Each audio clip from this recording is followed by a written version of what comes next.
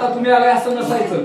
मग त्यावेळेला आम्ही छाडूची माती आणायला कुठं कावदऱ्यात जायचं, त्या ठिकाणची असणारी ती पांढरी लाल माती तांबड्या कलरची काव कलर नव्हते। आता मात्र प्रगती झालेली आहे आणि खरं वास्तविक पाहता म्हणजे त्यावेळेचं असणारं शिबिर आणि आताच याच्यामध्ये जमीन आसमानचा फरक आहे। आमच्या इथले गावकरी म्हणजे शिक्षण परिषद म्हणले की त्यांना विशेष शब्दवाट म्हणजे ऐकायला मिळाला आणि मग ते म्हणजे निश्चितपणे सर घ्या, तुम्हाला लागणार आम्ही सहकार्य संपूर्ण पुरवू। आता इथं संयोजकामध्ये तिथं नाव तुम्हाला दिसतंय, तर आम्हाला त्यांचा खूप सहकार्य आहे गावकऱ्यांचं। यामध्ये आमच्या इथं निकम मॅडम आहेत, दोन्ही निकम मॅडम, शोभा निवास निकम मॅडम असतील इथं त्या शिक्षिका म्हणून काम करत होत्या। त्याचबरोबर बापूच्या नाही का मॅडम इथं सुद्धा आहेत निकम मॅडम। आपल्या सर्वांना माहित आहे की या कोंदोडे शाळेला ऑगस्ट महिन्यामध्ये 1925 ला ही शाळा स्थापन झाली आणि मग आम्ही घोटमध्ये होतो। गुरव मॅडम आहेत, त्यांना माहिती आहे की आपण असं काहीतरी निमित्तानं लोकांना बोलवू शकतो।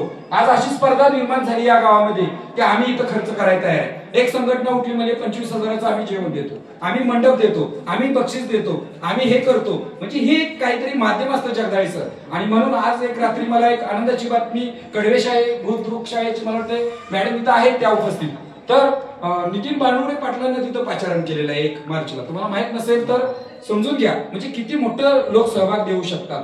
तर खरोखर आज एक मोठा कार्यक्रम होता, तो नजीकच्या काळात आम्ही निश्चितपणे घेऊ। त्यावेळेला तुमचं मार्गदर्शन, तुमचे आशीर्वाद आमच्या पाठीशी असले पाहिजे। त्याच पद्धतीने तुमच्याही शाळेत घेतला तर आम्ही आनंदाने तिथं सहभाग घेऊ शकतो। तर खरोखर आमचे जी शिक्षण परिषद आहे हे आगळे वेगळे करण्याच्या दृष्टीने आमचा शिक्षक स्टाफ हा सतत प्रयत्न करत असतो।